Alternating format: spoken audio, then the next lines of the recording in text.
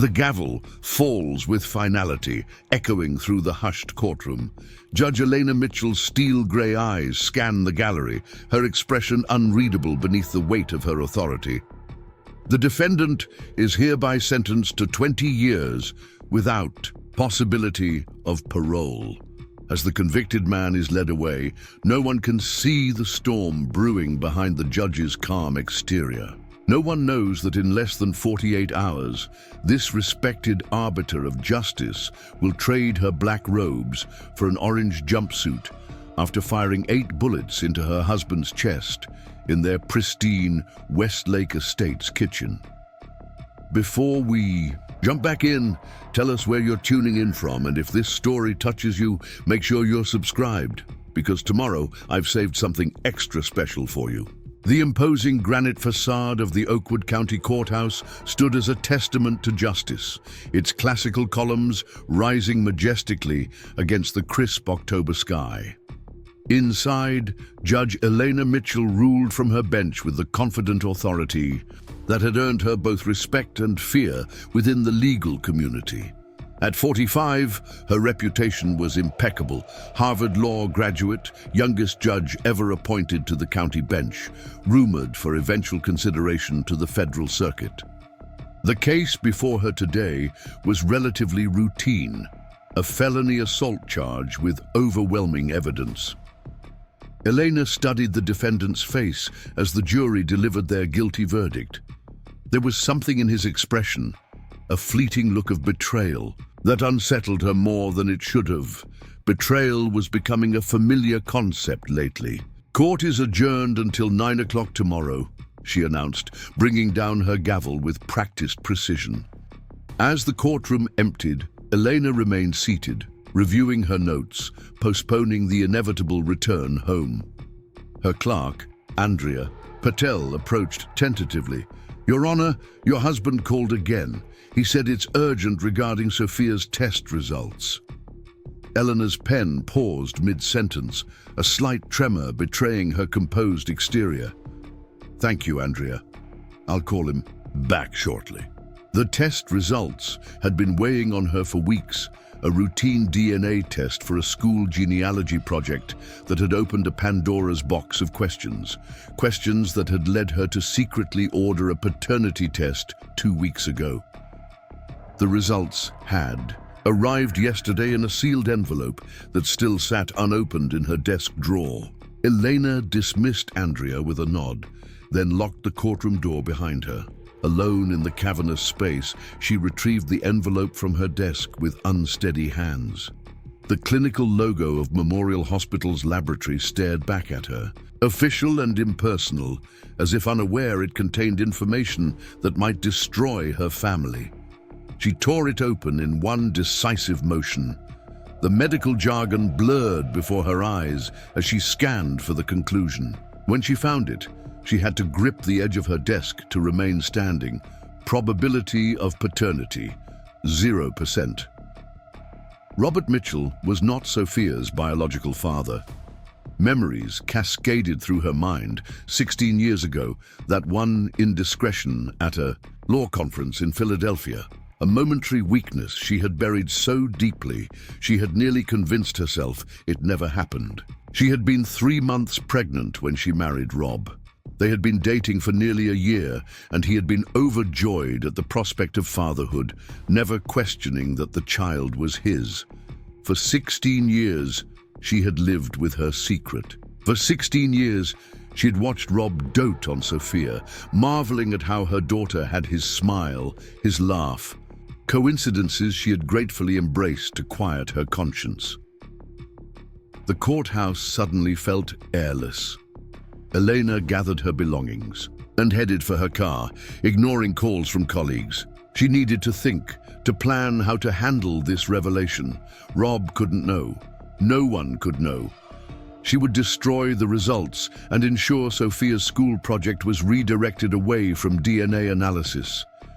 But as she drove home through the winding streets of Oakwood Ridge, another thought gnawed at her. The timing of the school project, Rob's unusual interest in the results, his recent late nights and secretive phone calls.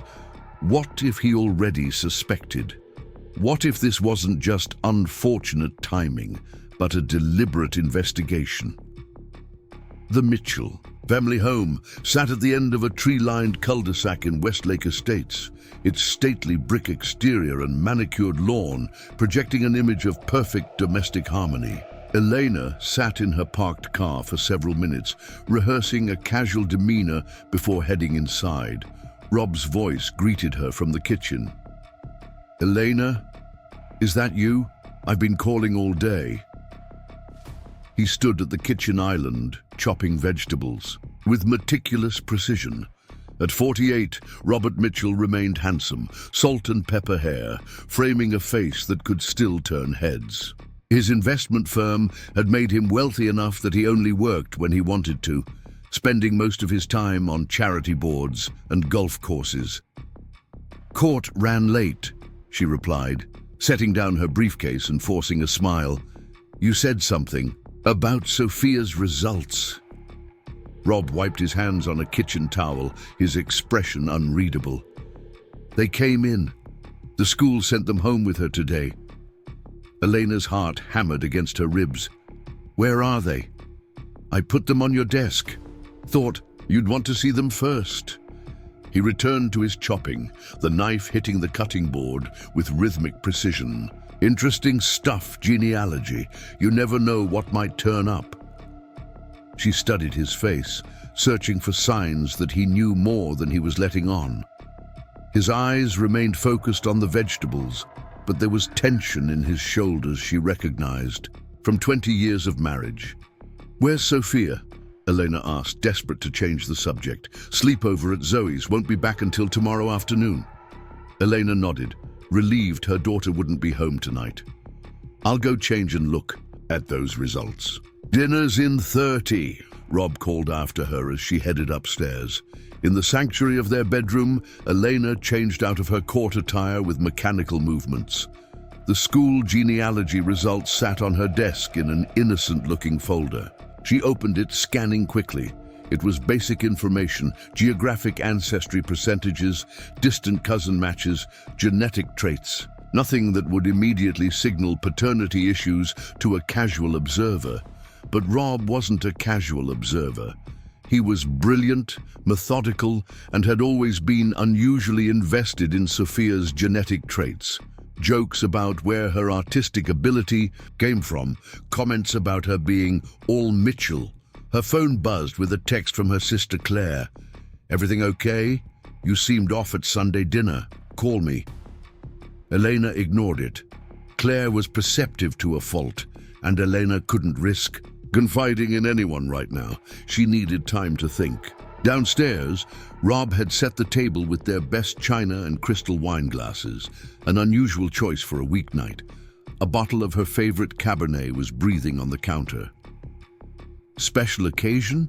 she asked, attempting lightness in her tone. Rob offered a smile that didn't reach his eyes. "I thought we could use a nice dinner, just the two of us. It's been a while." Throughout dinner, conversation remained superficial. Courthouse gossip, updates on Rob's charity work, plans for Thanksgiving. But beneath the normalcy, Elena felt an undercurrent of tension. Rob seemed to be watching her too carefully, his questions too pointed. "How's that Donovan case going?" he asked as he refilled her wine glass for the third time. "You know I can't discuss ongoing cases," she replied automatically. "Of course," he nodded, swirling his wine. "I've always admired that about you, Elena. Your commitment to rules, to justice, your moral compass." The words hung between them, loaded with unspoken accusations. "I should check some briefs before tomorrow," Elena said, standing abruptly. "Thank you for dinner." "Actually," Rob set down his glass deliberately, "I was hoping we could talk about Sophia's future. College plans, that sort of thing." "It's a bit early, isn't it? She's only 16. "Never too early to plan, especially for medical school." Eleanor paused. "Medical school? She's never mentioned that. It's in her blood, you know, that aptitude for science." Rob's gaze was direct now, challenging. though not from my side of the family, apparently. The room seemed to tilt beneath Elena's feet. What are you saying, Rob? I'm saying that I took a peek at those genealogy results and noticed some interesting markers. His voice remained conversational, but his eyes had hardened. Then I did some research of my own. Did you know you can order paternity tests online these days? Very discreet. Results in 2 weeks. Elena sank back into her chair, her legs unable to support her. Rob, 16 years, Elena. He cut her off, his calm facade finally cracking. 16 years I've raised someone else's daughter without knowing it. Do you have any idea what that feels like? She is your daughter, Elena whispered, in every way that matters, except biology. Rob stood, pacing the kitchen. Who is he? Do I know him? It was one time at a conference before we were married. But while we were together, while I was planning to propose, he slammed his palm on the counter, making her flinch. Does he know? Is that why you've been so distracted lately? Are you in contact with him? No, God, no, Rob. It was a mistake, a terrible mistake I've regretted every day since. Yet, not enough to tell me the truth. His laugh was bitter. Preparing and narrating this story took us a lot of time, so if you are enjoying it, subscribe to our channel. It means a lot to us. Now back to the story. The Honorable Judge Mitchell, dispensing justice while living a lie. Elena felt tears streaming down her face. I was going to tell you when I found out I was pregnant, but you were so happy, so excited to be a father. I convinced myself it was better this way. Better for who? Rob's voice had gone dangerously quiet. You know what really kills me? I've spent 16 years looking at her, seeing myself in her. Her smile, her laugh. I thought those were mine. He wiped a hand over his face. What a fool I've been. Please, Rob, we can work through this. We can get counseling. Counseling? He scoffed. You think some therapist can fix this level of betrayal? Then what do you want? Divorce? Is that what you're saying? Eleanor felt panic rising in her chest. Rob didn't answer immediately. Instead, he walked to his briefcase and pulled out a folder, sliding it across the kitchen island to her. What's this? She asked, not touching it. Open it. With trembling fingers, Eleanor lifted the cover. Inside were photographs, dozens of them. Her breath caught as she recognized herself and a man entering a hotel room. The timestamp showed 2 months ago. These are doctored, she gasped. This never happened. Really? Because these would suggest you're still seeing him, that your one mistake has been an ongoing affair. Rob's voice was clinical now, detached.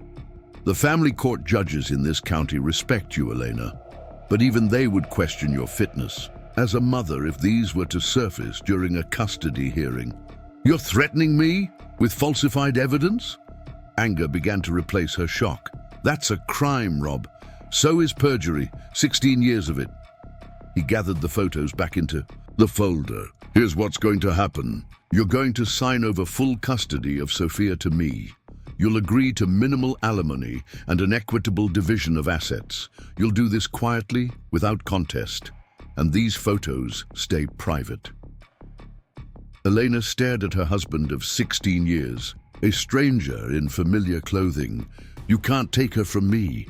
Can't I? The respected investment manager versus the mother who lied about paternity for 16 years. Who would the court favor? He picked up his wine glass, draining it. I've already consulted attorneys, discreetly, of course. She'll hate you when she finds out what you've done. She'll never know. As far as Sophia will be concerned, her workaholic mother chose career over family. Sad, but not uncommon among ambitious women like yourself. Rob's tone was reasonable, as if discussing a business transaction. I'll give you until tomorrow to decide. I have appointments in the morning, but we can discuss the details when I return tomorrow afternoon. He left the kitchen without another word, his footsteps echoing as he climbed the stairs to what Elena now understood would no longer be their shared bedroom. She remained seated, paralyzed by the rapid disintegration of her life. The folder, with the fabricated photos, sat on the counter, a tangible threat. Rob's ultimatum rang in her ears: sign over her daughter or be destroyed professionally and personally. Her courtroom training kicked in, mind racing through options. She could fight the custody battle, expose the doctored photos, but the revelation of her 16-year deception would still damage her credibility, perhaps irreparably. She could attempt to reason with Rob, appeal to their years together, but the coldness in his eyes had told her negotiation was not an option, or she could make sure those photos and his threats never made it to a courtroom. The thought surfaced with shocking clarity. Elena pushed it away immediately, horrified at herself. She was a judge, an upholder of law. Yet the desperate mother in her couldn't dismiss the idea entirely. If Rob was eliminated from the equation. She poured herself another glass of wine with unsteady hands, trying to think rationally. There had to be another way. Perhaps she could gather evidence of his blackmail attempt. Perhaps she could speak to Sophia first, tell her the truth before Rob twisted it. The house phone rang, startling her. At this hour, it could only be an emergency. "Hello," she answered cautiously. "Judge Mitchell?" A familiar voice, Dr. Lawrence Fletcher, their family physician for over a decade. "I'm sorry to call so late, but I wanted to follow up personally. I received the results of Robert's test today." Elena froze. "Tests? What tests?" There was an awkward pause.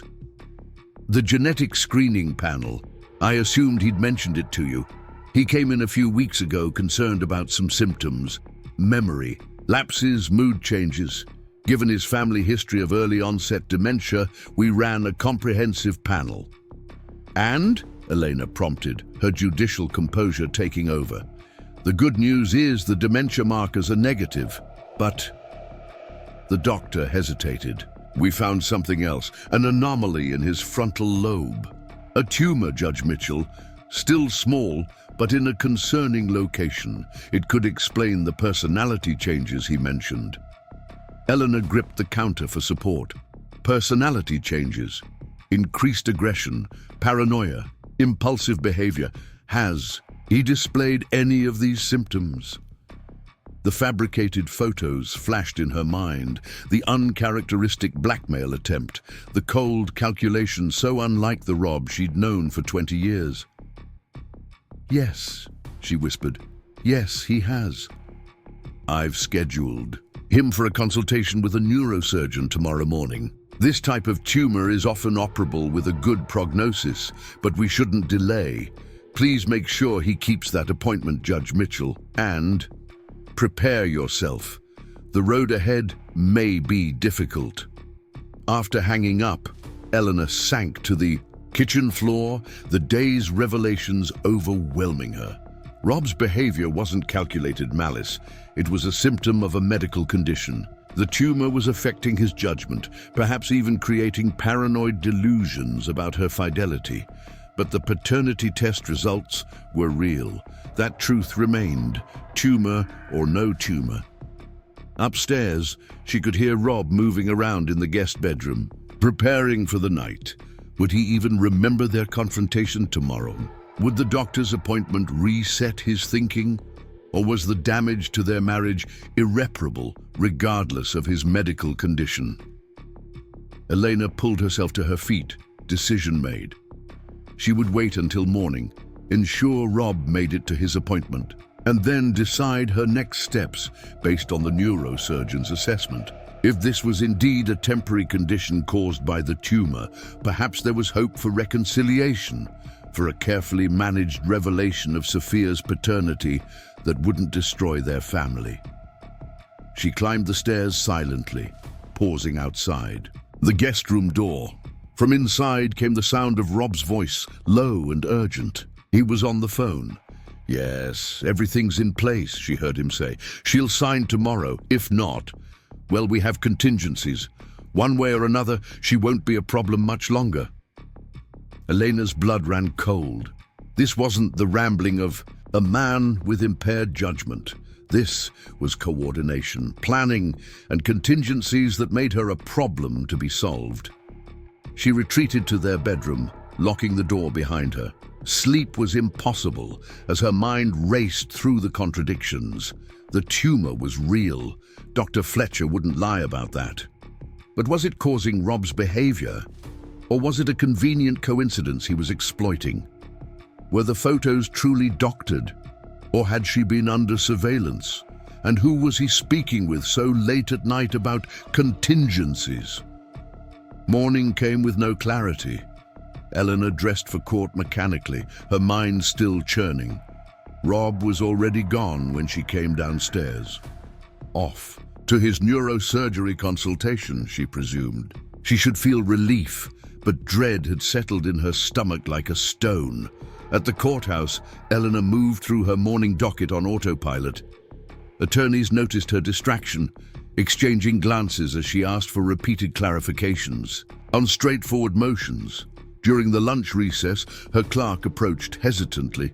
"Judge Mitchell, there's a Dr. Fletcher on line 1. He says it's urgent." Elena closed her chamber door before picking up. "Doctor, how did the consultation go?" "That's why I'm calling, Judge." Fletcher's voice was puzzled. "Robert never showed. The neurosurgeon waited 30 minutes before calling me. I've tried his cell repeatedly with no answer. He left early. This morning, I assumed he was headed to the appointment. Judge Mitchell, I have to emphasize the seriousness of this situation. This type of tumor can cause rapid deterioration in judgment and behavior. If he's experiencing paranoia or delusions, he could be a danger to himself or others. I'd strongly recommend reporting him missing to local authorities if you can't reach him in the next hour."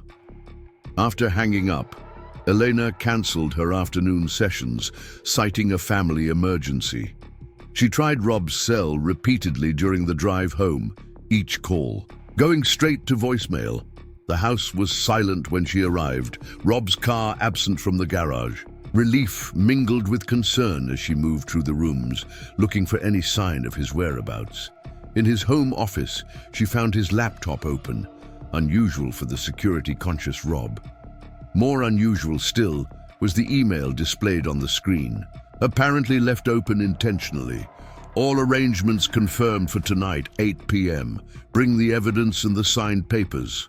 No authorities." Elena stared at the cryptic message, fear crystallizing into certainty. Whatever contingencies Rob had mentioned were happening tonight.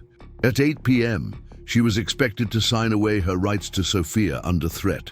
But who was he working with, and what evidence beyond the doctored photos could he have? She searched the office methodically, her judicial training helping her maintain focus despite her racing heart. In the bottom drawer of his filing cabinet, locked but yielding to the spare key she kept in her desk, she found a manila envelope. Inside was a gun, a sleek, matte black 9mm pistol she'd never seen before, and a passport in her name with her photo, but a different surname. Beneath these were printouts of offshore bank accounts, showing transfers of substantial sums with dates corresponding to various court cases she'd presided over. The implication was clear and devastating. Rob had been building a fictional narrative of judicial corruption, creating an alternate identity for her, and planning to frame her if his blackmail attempt failed. Elena sank into his office chair, the evidence of his elaborate plot spread before her. This went beyond tumor-induced paranoia. This was calculated, meticulous groundwork laid over months, possibly years. Her phone rang, Sophia's ringtone. "Mom." Her daughter's voice was tearful. "Dad just called me. He said you guys are getting divorced and that you're not really my mom. He said you've been lying to me my whole life. What's going on?" Elena's heart shattered. "Sweetheart, listen to me. Dad is very sick right now. He has a tumor that's affecting his thinking. Stop lying." Sophia shouted. "He showed me the test results. He said you've been having an affair with my real father for years. How could you do this to us?" "That's not true, Sophia. Please, where are you? We need to talk in person." "I'm with Dad. He's taking me somewhere safe, away from you." The teenager's voice cracked. "Don't try to find us." The call ended abruptly. Elena immediately tried calling back, but the phone was now off. Rob had taken Sophia, the final escalation in his plan, using their daughter as leverage to ensure Elena's compliance. She considered calling the police, but hesitated. With the elaborate evidence Rob had compiled, involving authorities might play directly into his hands. If he showed them the fabricated corruption evidence or the paternity test, they might view her as the threat, not him. The gun still lay on the desk, where she'd discovered it. Elena stared at it, a terrible thought forming. If Rob returned tonight expecting her to sign the papers, if he brought Sophia with him. She picked up the weapon, feeling its weight. As a judge, she'd sentence people for crimes of passion, for choices made in desperate moments. She'd always believed herself above such impulses, but she'd never imagined facing the loss of everything, her daughter, her career, her freedom, all orchestrated by the man she'd trusted most. The clock on the wall ticked steadily toward 8 p.m. Elena Mitchell, respected judge and desperate mother, began to prepare for her husband's return, the gun never leaving her hand. The grandfather clock in the hallway chimed 7 times, its resonant tones echoing through the empty house. Elena Mitchell sat motionless in the darkened living room, the gun resting on her lap. She had positioned herself with a clear view of the front door, waiting. The last hour had been spent in a desperate attempt to reach Sophia, calling every friend, every parent of every friend, anyone who might have seen her daughter. No one had. Elena's phone buzzed with a text message. "Rob, 8 p.m, home. Bring signed papers or consequences begin tonight." Her finger hovered over the call button for Detective Marcus Sullivan, an old friend from law school who now headed Oakwood's major crimes unit. They still met occasionally for coffee, discussing cases in general terms. He would believe her, wouldn't he? But the evidence Rob had manufactured was compelling, designed specifically to isolate her from potential allies. Instead, she called Dr. Vanessa Cooper, the court psychologist, and perhaps her only real friend in Oakwood. "I need your help," Elena said when Vanessa answered. "It's about Rob." "Elena, you sound terrible. What's happening?" "He's taken Sophia. He's threatening to destroy me. There's a brain tumor, but I don't think that explains everything. He's been planning this for months." The silence on the other end stretched until Vanessa finally spoke. "Where are you now?" "Home. He's coming. Back at 8. With a tumor affecting his frontal lobe, he could be extremely dangerous. You need to leave, Elena. Call the police." "I can't. He has evidence, fabricated but convincing, that would make me look unstable, corrupt. And he's told Sophia I've been lying about her paternity." "Have you?" Vanessa's directness was why Elena valued her friendship. "Yes." The admission hung in the air. 16 years ago, before Rob and I were married. A mistake at a conference. I never told him. "And now he knows," Vanessa sighed. "This complicates things. Listen to me carefully, Elena. Record everything when he arrives. Get him to admit to the blackmail, to taking Sophia against her will. Get evidence of his current mental state. It's your word against his right now, and with his resources, I understand." Elena's judicial mind was already mapping the strategy. "I need to establish his diminished capacity and the premeditation of his actions." "Exactly. But Elena," Vanessa's voice grew urgent, "if he's truly delusional and aggressive, your safety comes first. Have you considered that he might be armed?" Elena glanced down at the gun in her lap. "Yes. I'm coming over," Vanessa decided. "I can be there in 20 minutes. No. If he sees anyone else here, it could escalate the situation. I need to handle this myself. Elena checked the time. I have to go. I'll call you after. Elena? She ended the call, then activated the voice recorder on her phone. Setting it on the side table, she positioned it to capture the coming confrontation. The sound of tires on the driveway alerted her. Headlights swept across the living room walls as Rob's luxury sedan pulled in. Elena slipped the gun into the pocket of her robe, its weight unfamiliar and threatening against her side.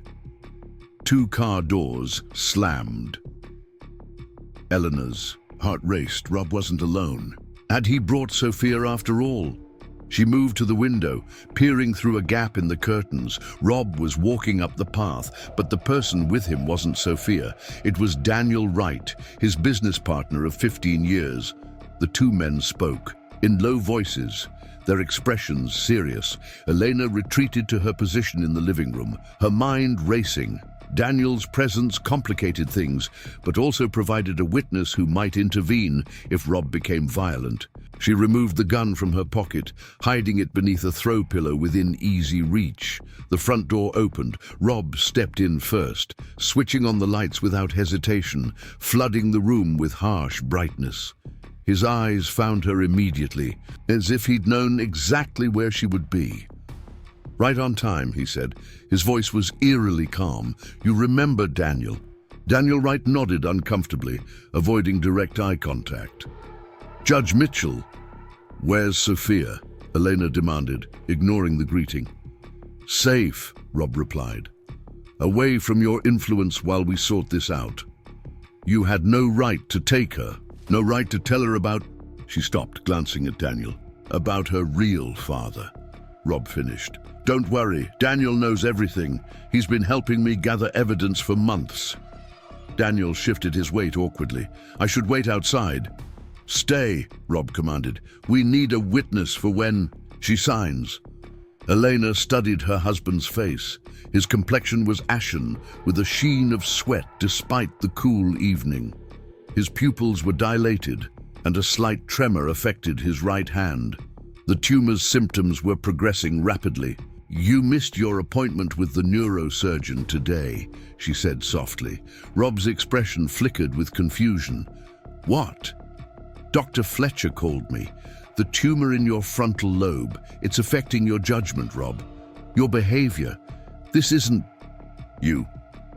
Daniel's head snapped toward Rob. Tumor? What is she talking about?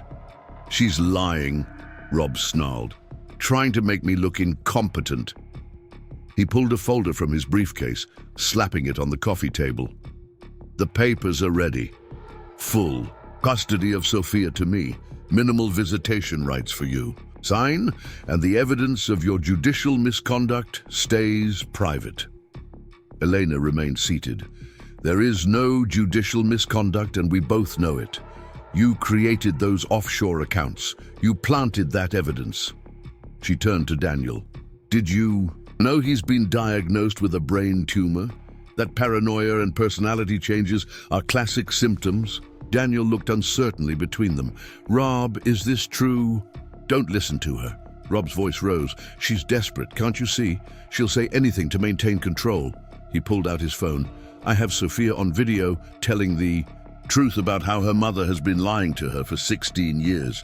He pressed play. Sophia's tear-streaked face appeared on the screen, her voice breaking as she repeated the accusations Rob had fed her. Elena's heart twisted at her daughter's pain. Where is she now, Rob? Elena kept her voice steady. You can't just take... That's parental kidnapping. She's 16. She chose to come with me. Rob smiled thinly. She's at Claire's, by the way. Your own sister chose to believe me over you. That should tell you something. Elena's mind raced. Claire had been acting strangely during their last conversation. Had Rob already poisoned that relationship too? Rob, Daniel interjected, we should discuss this tumor situation. If there's a medical issue, there's no tumor, Rob shouted, slamming his fist on the table. The sudden outburst made both Elena and Daniel flinch. She's manipulating you, just like she manipulates everyone. The respected Judge Mitchell, so fair, so ethical. It's all a façade. His tirade continued, growing more incoherent. Elena caught Daniel's eye, a silent communication passing between them. He was beginning to see the truth. "The papers, Elena." Rob thrust a pen at her. "Sign them now, or tomorrow morning. The DA receives evidence of you accepting bribes in at least 5 major cases." "Did you help him fabricate that evidence, Daniel?" Elena asked quietly. Daniel paled. "I only provided some financial records," Rob requested. "For tax purposes," he said. "He used those to create false offshore accounts in my name." Elena kept her gaze on Daniel. "That's a federal crime." Rob's laugh had an unhinged quality. "Always the judge, aren't you? Even now you think you hold the power." He pulled something from his jacket pocket, a small recorder. "I've been documenting your increasingly erratic behavior for months. The personality changes, the mood swings, the paranoia." Elena recognized her own strategy being turned against her. "The symptoms you're describing are yours, Rob, from the tumor." "There is no tumor!" The veins in his neck bulged as he shouted. His hand went back into his pocket, and when it emerged, it held a small pistol. "Enough games. Sign the papers." Daniel took a step back. "Rob, put that away. This isn't what we discussed." "Shut up!"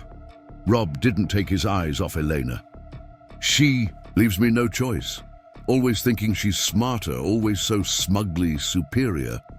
Elena remained outwardly calm, though her heart hammered in her chest. The gun beneath the pillow was inches from her hand. "Rob, listen to yourself. This isn't rational behavior. The tumor is affecting your thinking. Dr. Fletcher can confirm."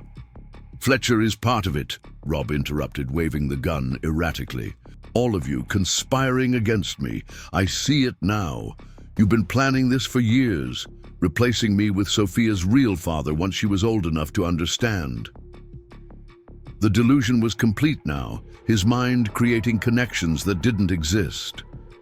Elena glanced at Daniel, who was inching toward the door. "Don't move!" Rob swung the gun toward his business partner. "You're with her now too, aren't you? I trusted you." "Rob," Daniel raised his hands placatingly, "you're not well. We need to get you help." "The only help I need is to expose her lies." Rob's hand trembled violently as he pointed the gun back at Elena. "Last chance. Sign the papers." Elena slowly reached for the pen, buying time. "I'll sign, Rob. Just put the gun down." "No, you sign first." His finger tightened on the trigger. In that moment, several things happened simultaneously. Elena's hand darted beneath the pillow, closing around the cold metal of the concealed gun. Daniel lunged toward Rob, attempting to disarm him. And Rob, startled by the movement, fired. The sound was deafening in the enclosed space. Daniel crumpled to the floor, clutching his shoulder. Blood seeped between his fingers as he groaned in pain. "Look what you made me do!" Rob shouted, his voice breaking. "This is your fault." Elena raised her own weapon, aiming it steadily at her husband. "Put the gun down, Rob. It's over." His eyes widened at the sight of the gun in her hand. "Where did you—" Understanding dawned on his face. "You planned this. You knew I was coming. You want me dead." "No, Rob. I want you to get help." Elena's voice remained calm despite the terror coursing through her. "The tumor is treatable. We can get through this." "Liar!" Spittle flew from his mouth. "You've never loved me, always looking down on me, judging me, 16 years raising. Another man's child while you laughed behind my back."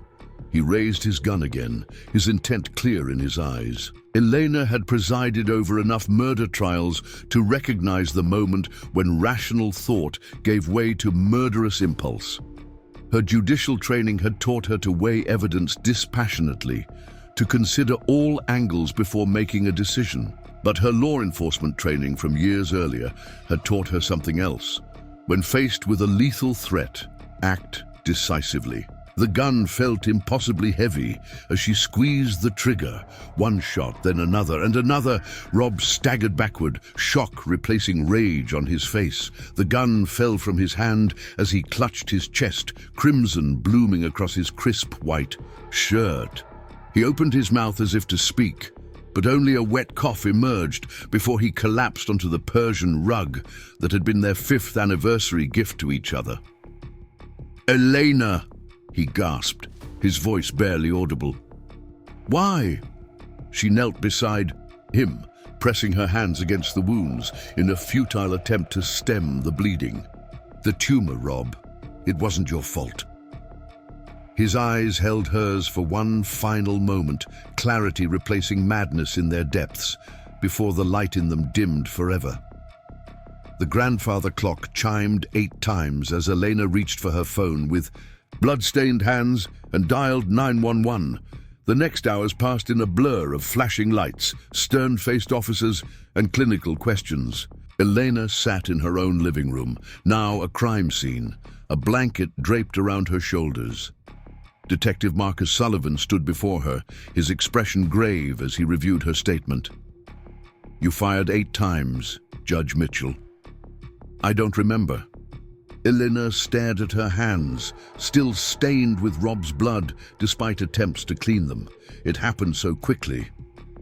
"Mr. Wright's statement corroborates your account of self-defense," Sullivan continued, "and the medical examiner confirmed the presence of a substantial tumor in the frontal lobe during the preliminary examination." Elena nodded numbly. The tumor had been real. Everything she'd told Rob had been true. If only he'd believed her. If only he'd kept that appointment with the neurosurgeon. "We found this in Mr. Mitchell's briefcase." Sullivan handed her a sealed envelope. Her name was written on it in Rob's elegant script. "It appears to be a letter. We've examined it for evidence and cleared it for release to you." Elena accepted the envelope with trembling fingers. "Thank you. We'll need a formal statement tomorrow," Sullivan added, his voice softening slightly. "For now, is there someone who can stay with you tonight? Your daughter, perhaps?" "My sister is bringing her home soon," Claire had called, horrified by the news, confessing that Rob had told her Elena was having a nervous breakdown and needed space from Sophia. "We'll be fine." When the police finally left, Elena sat alone in the kitchen, away from the blood-stained living room. The sealed envelope sat before her, containing Rob's final words. With a deep breath, she tore it open. The letter inside was dated 3 days earlier. "Elena, if you're reading this, my plan has either succeeded or failed catastrophically. Dr. Fletcher called today about a tumor in my brain. He says it might explain my recent behavior. The paranoia, the rage, the conviction that you've betrayed me. In my lucid moments, I know something is wrong with me. The man plotting against his wife of 16 years isn't the real Robert Mitchell. But these moments of clarity grow shorter each day. I've arranged evidence against you, created elaborate scenarios of corruption and infidelity. I've even purchased a gun. These thoughts terrify me, but I can't seem to stop the momentum of what I've set in motion. If I've hurt you or Sophia by the time you read this, please know it wasn't truly me. The man you married would never cause you pain. I've scheduled surgery for the tumor. By the time you find this letter, it will either be removed or I will have succumbed to the darkest impulses it has created in me. Forgive me if you can." Rob Elena clutched the letter to her chest, tears streaming down her face. Rob had known. In moments of clarity, he'd recognized what was happening, had tried to stop it. The surgery he mentioned must have been the appointment he missed, his deteriorating mind overriding his rational intentions. The front door opened, and Sophia rushed in, followed by Claire. Her daughter's face was tear-streaked, her eyes red and swollen. "Mom!" Sophia collapsed into Elena's arms. "They told me what happened, about Dad's tumor, about how he tried to hurt you." Elena held her daughter tightly, Rob's letter still clutched in her hand. "I'm so sorry, sweetheart. So sorry for everything. He said terrible things about you," Sophia sobbed. "But they weren't true, were they? It was the tumor making him say those things." Elena pulled back slightly, meeting her daughter's gaze. The moment of truth had arrived, ironically delivered by the very scenario Rob had engineered to destroy them. The paternity secret that had haunted her for 16 years hung in the balance. "Not everything he said was because of the tumor, Sophia." Elena's voice was gentle but firm. "There's something I need to tell you. Something I should have told you and your father long ago." As the night deepened around the Mitchell home, mother and daughter sat together at the kitchen table, painful truths finally spoken aloud after 16 years of silence. The revelation was met not with the rejection Elena had feared, but with questions, tears, and ultimately the first tentative steps toward understanding. In the prosecutor's office the next morning, District Attorney James Harrison reviewed the case file with Detective Sullivan. 8 shots, Harrison mused, studying the crime scene photos. "That's excessive for self-defense." Sullivan shrugged. "The ME confirmed the tumor was real. Witnesses corroborate Mitchell's threatening behavior. The business partner was shot first. It's textbook self-defense. She's a judge, Marcus. We need to be thorough. And she killed her husband of 16 years. Hasn't she suffered enough?" Harrison closed the file with a sigh. "No charges, but she'll face this every day for the rest of her life. That's a sentence no court could deliver." 6 months later, Elena Mitchell stood before the Judicial Review Board. Her leave of absence was ending, and they were evaluating her fitness to return to the bench. "Your Honor," the head of the board addressed her, "you've been through an extraordinary ordeal. Are you certain you're ready to resume your duties?" Elena thought of the past months, the therapy sessions with Sophia, the painful funeral where colleagues had struggled to reconcile the Rob they knew with the man who had died that night, the whispers that still followed her through the courthouse corridors. She thought of the paternity test Sophia had requested, her daughter's tearful meeting with her biological father, a brief, awkward encounter that had provided answers but not connection. Most of all, she thought of Rob's letter, now framed in her bedroom, a reminder that even in our darkest moments, particles of our true selves remain. "I am ready," she answered. "I understand justice differently now. I've seen how quickly certainty can become delusion, how easily truth can be distorted by perception. I believe that makes me a better judge, not a compromised one." The board deliberated briefly before rendering their decision.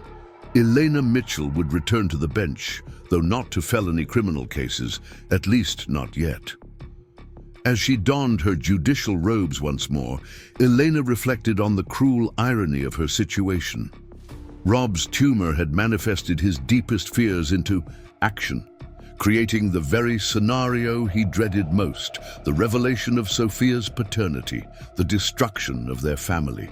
Yet in forcing that truth into the open, it had also freed them from the weight of secrets. The tragedy had cleared away the foundations of lies upon which their lives had been built, allowing something new, something honest, to begin. Justice, Elena had learned, was not always found in courtrooms. Sometimes it emerged in the painful spaces between intention and action, between the stories we tell others and the truths we tell ourselves. The gavel felt heavy in her hand as she prepared to enter her courtroom. The weight of it reminded her of another weight on another night. She would carry that memory forever, not as a burden, but as wisdom earned at the highest possible cost. "All rise," the bailiff called. "The Honorable Judge Mitchell presiding." Elena took her seat on the bench, surveying the courtroom with new eyes. "Court is now in session," she announced, her voice steady and clear. The wheels of justice had turned full circle.